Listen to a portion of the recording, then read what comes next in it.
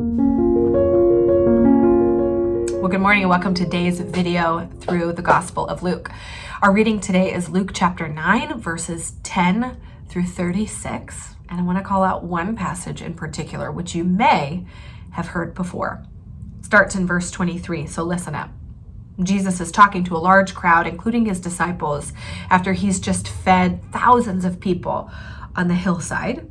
And he's told them that the Son of Man, he's going to be rejected and suffer. And they're all kind of puzzled. Then he comes out with this. If anyone would come after me, let him deny himself and take up his cross daily and follow me. For whoever would save his life will lose it. But whoever loses his life for my sake will save it. For what does it profit a man if he gains the whole world and loses or forfeits himself? Just to be clear, he's not just talking to men, he's talking to me too, to women and men, on what it looks like to follow Jesus into the kingdom. And it's a paradox. Here, Jesus is setting apart what the world tells us versus what he says. So it's the way of the world and the way of Jesus. And the world in our culture tells us the way to be happy, to be fulfilled, is to you do you, to do what feels good, to follow your heart. We live in a culture that says to self-actualize, to do what feels right and good in your own eyes, is the highest end of man. And Jesus says, actually, it's quite the opposite. That if you want to lead a whole and satisfying kingdom life, there are things in us we have to put to death to follow him. We have to take up our cross, which back then was not put on necklaces or on walls. That was actually a killing, torture device. We have to take up our cross and follow him. Because that's what saves our souls. That by surrendering and submitting to Jesus out of our places of weakness and brokenness, we find our strength through his forgiveness and his love and his grace. And it leads to a life that looks very different than being on top of the world. He says it's possible to get all of the things the world tells us we can have, to be beautiful and successful and wealthy and to live in the right neighborhoods and have smart kids who are athletic.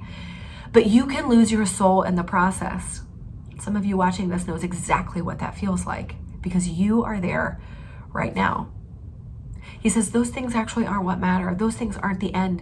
The end goal is to follow Jesus in his footsteps of sacrifice and service and love and forgiveness and reconciliation. It's the inside out kingdom that the first shall be last and the outsiders are brought in. And I wonder if what Jesus is doing is actually pulling back the veil to reveal the way things actually are. To show us the things that we actually can't see with our eyes because of what's right in front of us. We're blinded. We're blinded by the lies of our culture that tell us to be happy and whole, you have to be married. You can't be happy or whole singled. Or you have to make this much money. What are the lies that you believe telling you that you need to go after the things that the world promises for happiness? What would it look like instead today to take up your cross, to deny your desires, to deny yourself and say, Jesus, I'm going to follow your way instead. I'm going to look to how you lived. I'm going to look to what you spoke in scripture. And I'm going to walk that way instead, even if it means I'm going to crucify the things my body wants and my mind wants when it's at odds with your truth. So let's do it today. Let's practice taking up our cross, denying ourselves, and following him. Because of that rhetorical question, what good does it do if we gain everything the world has to offer, but lose our souls in the process? Have a great day.